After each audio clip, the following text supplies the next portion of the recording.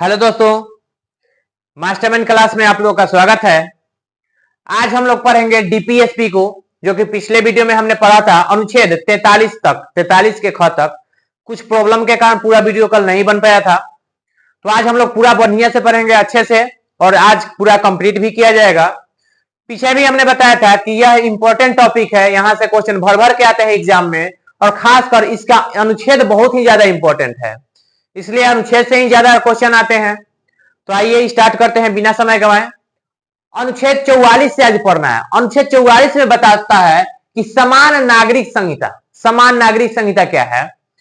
तो कोई भी राज्य ऐसा राज्य हो जहां पे हर एक धर्म के लिए बराबर बराबर नियम हो, मतलब कोई भी धर्म हो चाहे उसके लिए बराबर बराबर नियम लागू होता है वहां पे, तो उसी को बोला जाता है समान नागरिक संहिता। और गोवा एकमात्र भारत का राज्य है जहां पे समान नागरिक संहिता लागू है। अनुच्छेद किसमें है? तो अनुच्छेद 44 में है। अनुच्छेद 45 में है 6 से कम उम्र के बच्चों को अनिवार्य एवं निःशुल्क शिक्षा प्रदान किया जाएगा। 6 से 14 वर्ष के कम उम्र के बच्चे को निःशुल्क एवं अनिवार्य शिक्षा दिया जाएगा। अनुच्छेद 45 बताता है, जिसे 86वां संविधान संशोधन 2002 के तहत जोड़ा गया था। 86वां संविधान संशोधन 2002। अनुच्छेद 46 में है अनुसूचित जाति अनुसूचित जनजाति के लिए शिक्षा, आर्थिक हित एवं सामाजिक न्याय। मतलब कि एससी और एसटी के लिए शिक्षा, आर्थिक हित मतलब कुछ पैसों से प्रॉब्लम है तो उसको सहायता प्रदान किया जाएगा। और सामाजिक न्याय, समाज में अगर कहीं अन्याय होता है तो उसको अन्याय नहीं होना चाहिए, सामाजिक न्याय भी मिलेगा अनुच्छेद 46 के तहत। अनुच्छेद 47 बताता है कि मद्य निषेध पोषा और स्वास्थ्य से संबंधित है। मद्य निषेध, इसी के मद्य निषेध मतलब कि जो भी नशीली पदार्थ है इसको बैन किया जाए, अनुच्छेद 47 बताता है। पोषाहार क्या है? तो इसी के तहत जितने भी गर्भवती महिलाएं हैं इनको भारत सरकार कोई चीज प्रोवाइड करता है, मतलब कि देता है, जैसे कि प्रोटीन वगैरह, खाने वगैरह का चीज। तो किस अनुच्छेद के तहत ये सब दिया जाता है? तो अनुच्छेद 47 के तहत। और स्वास्थ्य से संबंधित भी कुछ नियम बनता है या हम लोग को दिया जाता है, यह है अनुच्छेद 47। और याद रखना है कि अनुच्छेद 47 के तहत ही बिहार में शराबबंदी हुआ है। रियल में देखा जाए तो शराब तो ऐसे मिल ही रहा है डेली, लेकिन अनुच्छेद 47 के तहत ही इसे बैन किया गया है कानूनी तौर पे। अनुच्छेद 48 में कृषि और पशुपालन से संबंधित है। कृषि और पशुपालन अनुच्छेद 48। और भारत में गौ हत्या पर प्रतिबंध लगाया जाता है अनुच्छेद 48 के तहत। गौ हत्या अभी पूरा बंद नहीं हुआ है, लेकिन लगाने का मतलब कि बैन करने का प्रयास किया जाता है अनुच्छेद 48 के तहत ही। अनुच्छेद 48 के क्रम में है पर्यावरण संरक्षण या वन जीव या वनों का संरक्षण। अनुच्छेद 48 के क्रम में पर्यावरण संरक्षण या फिर वन को संरक्षण दिया जाए या वन्य जीव को संरक्षण दिया जाएगा अनुच्छेद 48 के क के तहत। आगे देखिए, अनुच्छेद 48 को मतलब कि इस अनुच्छेद के प्रावधान को लागू करने के लिए ही भारतीय वन्यजीव संरक्षण अधिनियम आया था 1972 में, और प्रोजेक्ट टाइगर भी आया था 1973 में, और प्रोजेक्ट एलिफेंट आया था 1992 में। इसी तरह जैव विविधता अधिनियम आया था 2002 में। तो इसको याद रखिएगा कि अनुच्छेद 48 के क्रम में पर्यावरण, वन और वन्यजीव से संबंधित है, और इसको लागू रखने के लिए या प्रभावी बनाने के लिए अधिनियम आया था, यानी कि भारतीय वन्यजीव संरक्षण अधिनियम आया था 1972 में। प्रोजेक्ट टाइगर आया था 1973 में, प्रोजेक्ट एलिफेंट आया था 1992 में, और जैव विविधता अधिनियम आया था 2002 में। आगे देखिए, अनुच्छेद 49 बताता है कि राष्ट्रीय स्मारकों का संरक्षण, जैसे कि ताजमहल है, लाल किला है, तो उस टाइप के स्मारक जो भी हैं, इन मतलब कि हमारे धरोहर है, इनको हम लोग को अच्छा से मतलब कि रखना चाहिए, अच्छे से धरोहर के रूप में हम लोग को संरक्षण प्रदान करना चाहिए, तोड़फोड़ नहीं करना चाहिए, यह बताता है अनुच्छेद 49। और अनुच्छेद 50 में कार्यपालिका और न्यायपालिका अलग अलग होंगे, यानी कि कार्यपालिका न्यायपालिका का पृथकीकरण बताता है अनुच्छेद 50। कार्यपालिका पढ़ा चुके हैं हम, अगर आप लोग नहीं पढ़े हैं तो जाकर वीडियो देखकर पढ़ लीजिए। न्यायपालिका से संबंधित भी वीडियो बना दिया गया है। कार्यपालिका का काम है कोई भी नियम अधिनियम को बनाना, और अगर कोई व्यक्ति नियम जो बना है उसका उल्लंघन करता है, नहीं मानता है, तो उसको न्याय देगा। कौन न्याय देगा? तो न्यायपालिका। लेकिन अगर दोनों सम्मिलित हो जाए कि नियम भी बनाएगा न्यायपालिका ही, या काम भी करेगा न्यायपालिका ही, या फिर कार्यपालिका, दोनों सम्मिलित रहेगा, तो अच्छे से नियम नहीं बन पाएगा या भी लागू नहीं होगा। यही कारण है कि कार्यपालिका का काम अलग बांट दिया गया है और न्यायपालिका का काम अलग बांट दिया गया है। दोनों अपने अपने ढंग से काम करेंगे। यह बात आता है अनुच्छेद 50। अनुच्छेद 51 में है अंतरराष्ट्रीय शांति सुरक्षा को बढ़ावा देना। अंतरराष्ट्रीय शांति जैसे कि पहले होता था विश्व युद्ध, शीत युद्ध, तो इस टाइप से जो भी युद्ध हो रहा है उस सबको कंट्रोल किया जाए किसी भी तरह संगठन बना के या अपने माध्यम से, यह बताता है अनुच्छेद 51। और अनुच्छेद 51 के तहत ही भारत और चीन के बीच पंचशील समझौता हुआ था 1954 में, और भारत और पाकिस्तान के बीच शिमला समझौता हुआ था 1972 में। 1954 में हुआ था पंचशील समझौता। भारत और पाकिस्तान के बीच शिमला समझौता हुआ था 1972 में। और गुट निरपेक्ष आंदोलन भी चला था। 1961 की घटना है गुट निरपेक्ष आंदोलन, जिसका पहला सम्मेलन हुआ था 1961 में। यह जब बना था तो 25 देशों का समूह बना था और उस समय हो रहा था शीत युद्ध। शीत युद्ध अमेरिका, संयुक्त राज्य यानी कि रूस से संबंधित था। यह युद्ध बहुत दिन तक चल रहा था। तो वैसे युद्धों को रोकना, कंट्रोल करके रखना, यह बहुत सारे देशों ने अपना समूह बनाया और बनाकर इस टाइप से अपने समूहों को लागू किया, यानी कि जो भी युद्ध चल रहा था उस पर कंट्रोल बनाया था। और यह अभी तक भी चलता है, मतलब कि इस टाइप से जो आंदोलन चल रहे हैं, मतलब कि देख रेख के लिए जो संस्था बना हुआ है आज भी है, और इसमें आज लगभग 120 सदस्य शामिल हो चुके हैं। गुट निरपेक्ष आंदोलन का उद्देश्य क्या था? तो अंतरराष्ट्रीय शांति व सुरक्षा बनाए रखना, यही इसका मेन उद्देश्य था। तो आइए यहां से यहां तक एक बार हम लोग स्पीड में रिवीजन करते हैं। देखिए अनुच्छेद 44 क्या है? तो समान नागरिक संहिता कहां लागू है? तो सिर्फ गोवा में लागू है। अनुच्छेद 45 में है 6 से कम उम्र के बच्चों को अनिवार्य एवं निःशुल्क शिक्षा दिया जाएगा, जिसे कब जोड़ा गया? तो 86वां संविधान संशोधन 2002 के तहत।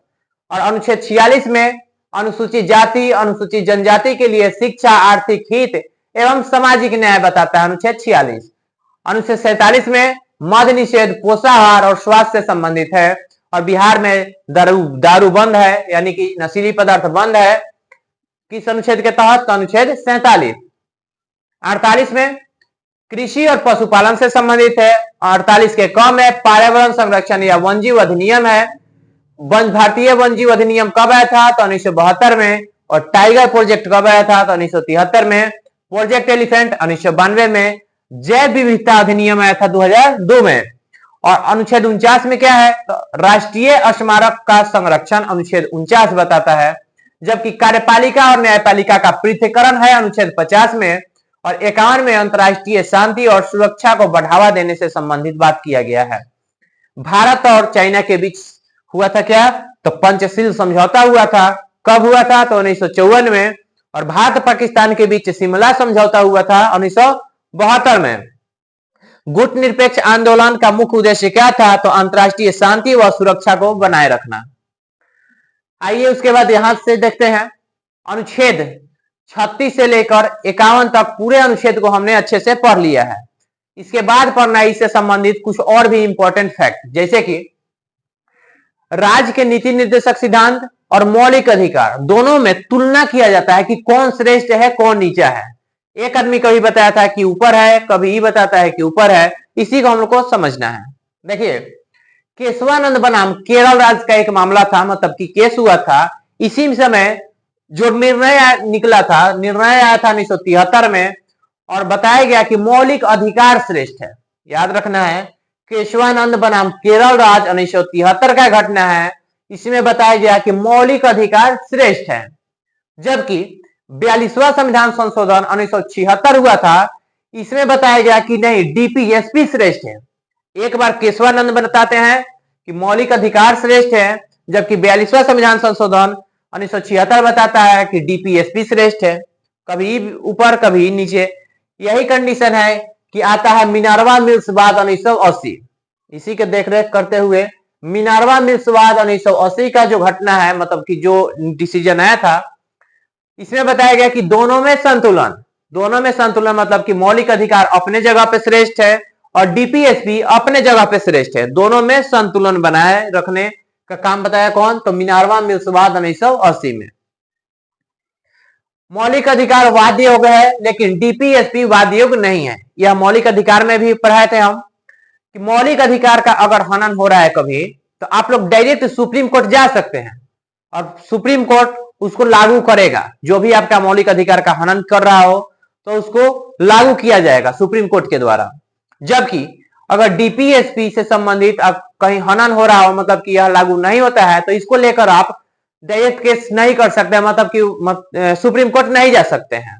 यही कारण है कि बताता है मूल अधिकार वाद्य योग है, लेकिन डीपीएसपी वाद्य योग नहीं है। नीति निर्देशक तत्वों को क्रियान्वित करने के लिए कुछ मूल अधिकार का हनन हो सकता है। यह जो नीति निर्देशक सिद्धांत है, इसको अच्छे से अगर लागू किया जाए तो हो सकता है कि हमारा कुछ मौलिक अधिकार का हनन हो सकता है, तो इसको याद रखिएगा। उसके बाद देखिए कुछ विद्वानों का कथन, डीपीएसपी पर कुछ विद्वानों ने अपना अपना टिप्पणी रखा है, अपना अपना मत जारी किया है, जहां से क्वेश्चन आते हैं। आइए देखते हैं। डीपीएसपी यानी कि राज्य का नीति निर्देशक सिद्धांत संविधान की आत्मा है। किसने कहा? तो ग्रेनविल ऑस्टिन ने कहा था यह। और संविधान की आत्मा से 3 क्वेश्चन पूछे जाते हैं, गौर से सुनिएगा। डायरेक्ट अगर क्वेश्चन रहे कि संविधान का आत्मा किसे कहते हैं, तो इसका आंसर होगा प्रस्तावना को।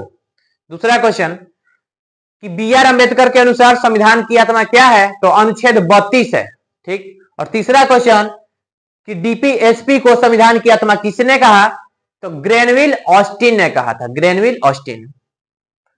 दूसरा क्या है कि डीपीएसपी जीवन देने वाली व्यवस्था है, यह किसने बात बोला था, तो एल.एम. सिंघवी ने। डीपीएसपी जीवन देने वाली व्यवस्था है, एल.एम. सिंघवी ने बताए थे। और डीपीएसपी एक चेक के समान है जिसे बैंक अपने हिसाब से अदा करता है, यह बताए थे के.टी. शाह। खासकर यहां से क्वेश्चन आता है, इसको याद रखिएगा जरूर। डीपीएसपी क्या है, तो एक ऐसा चेक है जिसे बैंक अपने अनुसार देता है, यह बताया था कौन, तो के.टी. शाह ने। उसके बाद कुछ यहां से क्वेश्चन है, 3 क्वेश्चन रखा गया है, 2 का आंसर आप लोगों को देना है, एक का हम आंसर बताते हैं। सुनिएगा, पहला क्वेश्चन है किस अनुच्छेद को भारतीय विदेश नीति का आधार कहते हैं। अगर इस समझ में आया है तो प्लीज जरूर कमेंट करिए आप लोग, ताकि समझे हम कि आप लोग को जो पढ़ाया गया है समझ में आया या फिर नहीं आया। अगर नहीं आता है तो फिर से वीडियो बनाया जाएगा और अच्छे से, मतलब शुरू में। दूसरा क्वेश्चन है कि राज्य के नीति निर्देशक सिद्धांत में वर्णित समान नागरिक संहिता गारंटी देता है, किसकी गारंटी देता है, तो अखंडता की गारंटी देता है। अभी थोड़ा देर पहले पढ़ाए थे कि अनुच्छेद 44 में समान नागरिक संहिता है, मतलब कि सबको बराबर बराबर हक दिया जाएगा, यानी सभी आदमी क्या है, तो इकट्ठा है, हम लोग खंडित नहीं है। यही बताता है कि यह गारंटी देता है अखंडता की। दूसरा, 86वां संविधान संशोधन कब हुआ था, इसका आंसर आप लोगों को देना है कमेंट में। और वीडियो अच्छा लगे तो लाइक, शेयर और सब्सक्राइब जरूर करें। धन्यवाद।